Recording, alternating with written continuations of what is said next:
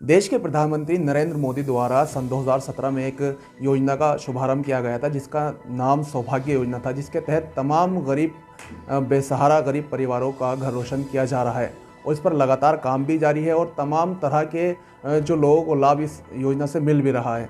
हमारे साथ इस पर बात करने के लिए हमारे साथ मौजूद हैं एसडीओ नगीना अंकित कुमार जी। उनसे बात करेंगे कि कितना इस योजना पर अभी तक जो डिवीज़न में उनके काम हुआ है। अंकित कुमार जी, इस डिवीज़न में अभी तक सौभाग्य योजना के अंतर्गत कितना काम हुआ है और आगे कितना इस पर चल रहा है? देखिए, सौभाग्य योजना का शुभारंभ माननीय प्रधानमंत्री जी के द्वारा 2016 में सन 2016 में किया गया था, जिसमें दिसंबर 2016 जिसमें लगभग हमारे यहाँ पे हमारी डिवीज़न के अंतर्गत लगभग 18,000 के आसपास कनेक्शन दिए गए थे, जो कि निःशुल्क थे। ये गरीब परिवारों और जो बिजली से वंचित लोग थे उनके लिए उनको लाभ पहुँचाने के लिए संयोजन दिए गए थे। और इसमें लगभग 35 किलोमीटर के आसपास एलटी लाइन, जो कि 440 की लाइन है, वो उसका निर्माण कराया गया है। और एसटी लाइन, जो कि 11,000 की केवी की लाइन होती है, 11,000 वोल्टेज की लाइन होती है, उसमें लगभग 12 किलोमीटर के आसपास की वो लाइन बनी है। और अभी सौभाग्य योजना का काम लगभग समाप्त होने की कगार पे है। ठीक है, जहाँ जहाँ पे इंफ्रा नहीं था वहाँ पे इंफ्रा देके पूरा कनेक्शन योजनाओं को निर्गत कर दिया गया है। जिसमें कुछ गांव ऐसे भी हैं जैसे जो दूर के क्षेत्र में पड़ते हैं, जैसे बड़ापुर क्षेत्र में केसु पटपड़ा के नाम से एक गांव है, जहां पे अभी तक इलेक्ट्रिसिटी नहीं थी। वहां पे भी इलेक्ट्रिसिटी पहुंचाने का प्राथमिकता पे काम किया गया है। वहां पे लगभग 60 परिवार रहते हैं, जिसमें लगभग 60 कनेक्शन हमारे द्वारा सौभाग्य के निःशुल्क दिए गए हैं। और इसके अलावा अब दूसरी स्कीम माननीय प्रधानमंत्री जी के द्वारा चलाई गई है, वो नॉन सौभाग्य की स्कीम है। नॉन सौभाग्य की स्कीम में ये है कि जो ग्रामीण क्षेत्र में जो खुले तार हैं उनको बदलकर एबीसी कंडक्टर डाला जाएगा। एबीसी यानी कि केबल वाली लाइन डाली जाएगी, जिससे कि बार बार जो एक्सीडेंटल प्रॉब्लम होती थी या कहीं पे तार ब्रेक हो जाता था, टूट जाता था, जिससे सप्लाई से लोग वंचित रहते थे, या कोई भी एक्सीडेंटल प्रॉब्लम होने की संभावना होती थी, वो सारी की सारी प्राथमिकता पे ख़त्म हो जाएगी उससे। सर, अगर बात करें सौभाग्य योजना में कंफ्यूजन रहता है कि ये शहरी जो योजना है शहरी लोगों के लिए भी है और ग्रामीण क्षेत्रों के लिए भी है। दूर दराज जो गरीब लोग हैं उसके लिए एक कंफ्यूजन रहता है, तो उसके अंतर्गत भी तमाम कनेक्शन शहरी क्षेत्र में भी देखे जाते हैं कि मतलब धोखाधड़ी से उसको कर लिया जाता है। उसके ऊपर क्या कार्रवाई की जा रही है और आगे उसके लिए क्या कहेंगे, उस जनता से क्या कहना चाहेंगे इस चीज़ को लेकर? देखिए, ये स्कीम सिर्फ ग्रामीण क्षेत्र के लिए थी, ये शहरी क्षेत्र के लिए नहीं थी। शहरी क्षेत्र में जो थी सिर्फ बीपीएल उपभोक्ताओं के लिए थी। बीपीएल उपभोक्ताओं को निःशुल्क में शहरी क्षेत्र में कनेक्शन आवंटित किए गए हैं और आगे भी किए जा रहे हैं। बाकी ग्रामीण क्षेत्र में सौभाग्य योजना की स्कीम थी, जो कि सभी उपभोक्ताओं के लिए थी, चाहे वो बीपीएल कंज्यूमर हो और चाहे वो एपीएल कंज्यूमर हो। बाकी ये है कि जो शहरी क्षेत्र में लोगों ने धोखाधड़ी से या वैसे कनेक्शन दिए गए हैं उनके खिलाफ कार्रवाई भी की गई है। कुछ कंपनियों को इसमें ब्लैकलिस्ट भी किया गया है। उनका जो सिक्योरिटी मनी थी उसको भी हमने जब्त कराया गया है और उन पर पेनल्टी डालते हुए उनसे वसूली भी की गई है। बाकी उपभोक्ताओं के लिए ये था कि उपभोक्ताओं ने जैसे उपभोक्ताओं को कई बार जानकारी नहीं थी, उन्होंने कनेक्शन ले लिए गए हैं, तो उनकी पूरी फाइल कंप्लीट करा के, जो शहरी क्षेत्र में जिस तरीके से कनेक्शन होते हैं उनकी पूरी फाइल कंप्लीट करा के उनको संयोजन पूर्णतः निर्गत कर दिए गए हैं। सर, अगर बात करें, एक बेसिक सी चीज़ है, बिजली कनेक्शन जब लेना एक आदमी आता है तो एक शब्द होता है दलाल। वो दलाल उसको मतलब उससे 5 या 6,000 रुपये मांगते हैं, जबकि कनेक्शन मात्र 2,000-2,500 रुपये में हो जाता है। तो उनको उसके लिए क्या काम चल रहा है और क्या उसके लिए कर रहे हैं आप? अब देखिए, सरकार के द्वारा एक पोर्टल बनाया गया है, झटपट पोर्टल। अब इसमें क्या है कि इसमें बहुत इजी हो गया है कि उपभोक्ता सिर्फ एक सिंपली फाइल बनवाए, और वो ये पावर दे दी गई है जन सुविधा केंद्र पे।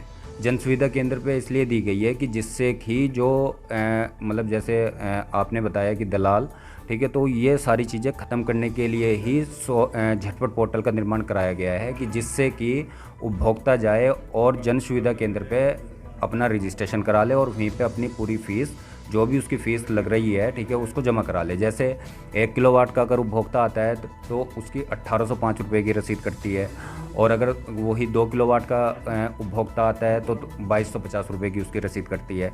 118 रुपये का स्टार्टिंग में रजिस्ट्रेशन होता है। अब देखिए, इससे बेनिफिट ये होगा कि प्रत्येक गाँव में जन सुविधा केंद्र है, तो प्रत्येक गाँव में जन सुविधा केंद्र है तो उसी गांव के जन सुविधा केंद्र वाला उसी गांव का होता है या उसके आसपास गांव का होता है, ठीक है। तो जो उपभोक्ता कनेक्शन लेने के लिए आ रहा है उसकी जान पहचान उससे रहती है जन सुविधा केंद्र वाले से, तो इसमें धोखाधड़ी के चांसेस बहुत ही कम हो जाते हैं, क्योंकि जो दलाल या जिनको जानकारी नहीं थी, ठीक है, वो आके इस तरीके से एक्टिविटीज़ करते थे कि 6,000 रुपये ले लिए, 5,000 रुपये ले लिए, उन पर काफ़ी हद तक लगाम लगाई गई है, कुछ की प्राथमिकता भी दर्ज कराई गई है, ठीक है। तो ये काम अब लोगों को जागरूक कैंप लगा कर लोगों को जागरूक करने का कार्य चल रहा है कि जिससे कि किसी प्रकार की कोई समस्या भविष्य में ना हो। सर, एक कनेक्शन के लिए क्या क्या चीज़ें ज़रूरी होती हैं, जो बेसिक्स चीज़ें होती हैं वो क्या क्या चीज़ें होती हैं? क्योंकि दलाल बोलता है कि ये चीज़ें चाहिए होंगी, वहाँ जाना होगा, यहाँ जाना होगा। नहीं, देखिए, कनेक्शन लेने का सिंपल प्रोसेस है। सिंपल प्रोसेस ये है कि एक तो आवेदन पत्र चाहिए होता है, फिर बेसिकली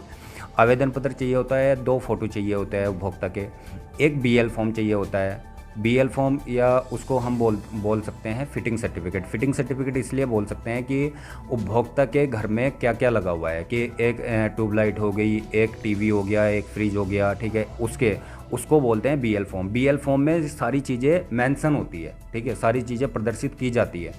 सेकेंडरी चीज़ जो इसमें चाहिए होता है वो घर का कोई कागज़ हो, बेनामे के कागज़ हो या फिर हाउस टैक्स की रसीद हो, ठीक है, उन दोनों में से किसी एक की फ़ोटोकॉपी इसमें कंपलसरी होती है कि ये इन्हीं की प्रॉपर्टी है, कि इसलिए हम इनको संयोजन निर्गत कर सकते हैं।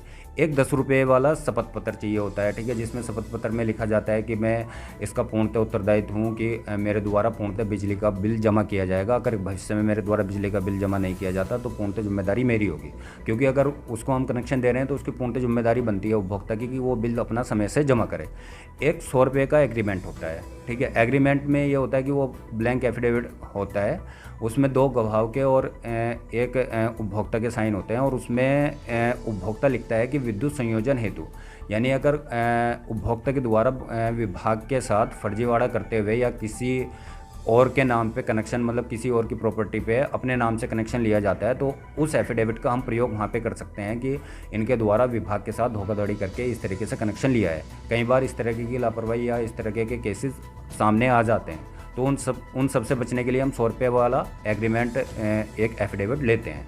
बस यही 4 चीज़ें बेसिकली चाहिए होती है, एक आवेदन पत्र, एक BL फॉर्म और एक 10 रुपये वाला एग्रीमेंट और एक 100 रुपये वाला एग्रीमेंट, और प्लस घर के कागज़ या फिर बेनामे के कागज़। सर, अगर बात करें कि एक ये भी सामने आता है कि अगर कनेक्शन के विद्युत निर्देशालय से भी अप्रूव कराना पड़ता है, तो क्या घर में और कमर्शियल में, कनेक्शन में, दोनों में अप्रूव कराना पड़ता है या कमर्शियल? घरेलू में ऐसा कुछ नहीं है, घरेलू में कोई अप्रूव कराने की ज़रूरत नहीं होती विद्युत सुरक्षा निदेशालय से, लेकिन कॉमर्शियल में बेसिकली विद्युत सुरक्षा निदेशालय से कराने की ज़रूरत होती है। उसके लिए ये ज़रूरी होता है कि कॉमर्शियल किस पर्पज़ से कर रहे हैं। जैसे एक छोटी सी दुकान से लेके बड़े से बड़े जो कारखाने तक चलते हैं, उसमें सेफ्टी इंस्पेक्टर यानी विद्युत सुरक्षा कार्यालय से कराना जरूरी होता है, वो सेफ्टी का ध्यान में रखते हुए कराना होता है। जैसे एग्जांपल के तौर पे मैं बताऊं, अगर स्कूल का हम कनेक्शन कर रहे हैं तो स्कूल का कनेक्शन ऐसी जगह ना हो कि मतलब हम जहाँ पे मीटर लगाए या स्कूल का कनेक्शन इस तरीके से हम उसको निर्गत कर रहे हैं कि वहाँ पे फिटिंग प्रॉपर हो या सेफ्टी का ध्यान रखा जाए, ठीक है। ये सारी चीज़ें हमें देखते हुए सेफ्टी इंस्पेक्टर की ज़रूरत पड़ती है, यानी विद्युत सुरक्षा निदेशालय की ज़रूरत पड़ेगी। वही दुकान की बात है कि अगर किसी की दुकान है तो उसमें कोई व्यक्ति कनेक्शन लेना चाह रहा है तो उसमें भी हमें विद्युत सुरक्षा निदेशालय की ज़रूरत पड़ेगी, क्योंकि वहाँ पे एक चीज़ ये होती है कि अगर जैसे वहाँ पे बहुत सारे कस्टमर हमारे 10 खड़े हुए हैं और कोई मोबाइल शॉप की दुकान है और हमने उसमें कनेक्शन निर्गत कर दिया, अगर बाई चांस किसी वायरिंग की वजह से या सेफ्टी को ध्यान में ना रखते हुए उसमें कोई हादसा हो जाता है या आग वगैरह लग जाती है तो उसमें कहीं ना कहीं बड़ा एक्सीडेंटल प्रॉब्लम होने के चांसेस रहते हैं। तो इसलिए इन चीज़ों को ध्यान में रखते हुए कॉमर्शियल कनेक्शन में सेफ्टी इंस्पेक्टर की बहुत ज़्यादा ज़रूरत होती है। तो क्या सेफ्टी इंस्पेक्टर मतलब जगह पर जाकर देखता है या मतलब वहीं से हो जाता है? उन्होंने एक्चुअली लाइसेंस निर्गत किए हुए हैं, जो कॉन्ट्रैक्टर हैं उन्होंने लाइसेंस निर्गत किए हुए हैं, तो जो BL फॉर्म बनाता है कॉन्ट्रैक्टर वो उसको जाके जगह पे प्रॉपर उसका देखता है कि हाँ ये प्रॉपर सही है, फिटिंग है या नहीं है, ठीक है, ये सारी चीज़ें प्रॉपर वे में देखता है। डिवीज़न में आप इसमें जो बड़े कनेक्शंस होते हैं बड़े कनेक्शन जैसे अबव टू 5 किलोवाट, तो उसमें सेफ्टी इंस्पेक्टर भी आता है और उसको जांच करता है कि हाँ ये वास्तव में सही है या कोई किसी प्रकार की दुर्घटना होने की संभावना तो नहीं है, तो वो देखता है। ख़ासतौर पे स्कूल और हॉस्पिटल, इनको प्राथमिकता पे देखा जाता है। सर डिवीज़न में कौन कॉन्ट्रैक्टर है जो ये विद्युत सुरक्षा निदेशालय का जो फॉर्म होता है वो चालान भरने के लिए देता है? यहाँ पे एक्चुअली 2 कॉन्ट्रैक्टर है। एक तो अतीक के नाम से है, अतीक की फर्म है, ठीक है, अतीक मैसर्स अतीक फर्म, और दूसरा गुप्ता इलेक्ट्रिकल के नाम से गुप्ता इलेक्ट्रिकल फर्म है, जो कि गांधी मूर्ति पे जिनकी शॉप है इलेक्ट्रिकल की। ये 2 नगीना डिवीज़न में 2 ऐसे कॉन्ट्रैक्टर है जिनको विद्युत सुरक्षा निदेशालय के द्वारा लाइसेंस दिया गया है। सर इनमें ये जो बीएल फॉर्म आप बता रहे हैं और ये इनका चार्जेस क्या होते हैं सर? इसके बीएल फॉर्म के जैसे 1 किलोवाट की बात करूं मैं, तो 1 किलोवाट के 15 रुपये के आसपास होता है। 15 रुपये में वो उसको मेंशन करके पूरा कम्प्लीटली। कभी कभी ज़्यादा ले लेते हैं? नहीं, अगर वो ज़्यादा ले रहे हैं तो उसके खिलाफ ये रहता है कि कई बार हम लेटर वगैरह लिख के भेजते हैं सुरक्षा निदेशालय को, और वहाँ से ये अपना इनका कई बार लाइसेंस भी कैंसिल करने की बात आती है, या जब ये रिन्यूअल कराते हैं तो उस पर ही इतनी पेनल्टी डालते हुए तब इनका रिन्यूअल किया जाता है कि जितने भी हम शिकायतें लिख के भेजते हैं उसी के हिसाब से रिन्यूअल किया जाता है। यानी पर किलोवाट का 15 रुपये के आसपास चार्ज रहता है। जैसे अगर 7.5 HP का बनवाने के लिए जाएगा कोई व्यक्ति, तो लगभग 100 रुपये के आसपास चार्ज पड़ेगा उसका। 15 रुपये के हिसाब से 15 मल्टीप्लाई बाई 7.5, उसके हिसाब से उस पर चार्ज पड़ता है। सर डिवीज़न की जनता को क्या कहना चाहेंगे कि डायरेक्ट मतलब जैसे कि दलालों के चक्कर में पड़ जाते हैं? देखिए, यहाँ पे आजकल जगह जगह पे कैंप लगाए जा रहे हैं, ठीक है, अवर अभियंता के द्वारा भी कैंप लगाए जा रहे हैं। हम लोग भी कैंप में जाते हैं, लोगों को जागरूक करते हैं। तो पहली चीज़ तो ये कि मैं आम जनता को ये कहना चाहूँगा कि जो भी आप पैसा विभाग में जमा करते हैं उसकी प्रॉपर रसीद लीजिए, ठीक है। अगर आप 10 रुपये जमा कर रहे हैं तो 10 रुपये की आप रसीद लेंगे तो किसी प्रकार की कोई भी प्रॉब्लम क्रिएट होगी ही नहीं, या वो बिल्कुल सही विभाग में जमा हो रहा है पैसा। सेकेंडरी चीज़, नए कनेक्शन के लिए आप कोई भी संबंधित जानकारी है वो कार्यालय में आइए, जय साहब के पास जाइए। बिजली घर पे भी नोडल तैनात किए गए हैं, जय साहब हैं, ठीक है, वहाँ पे वो पूरी जानकारी दे देंगे। अगर वो जानकारी आपको नहीं देते हैं किसी कारणवश, तो आप डायरेक्टली विद्युत कार्यालय में आ सकते हैं, ठीक है, उपखंड कार्यालय में आ सकते हैं। मैं पूरी जानकारी दे सकता हूँ, मेरा पूरा स्टाफ पूर्णतः जानकारी दे सकता है। इसके अलावा एक्शन साहब के यहाँ पे जा सकते हैं, वो पूरी जानकारी दे सकता है।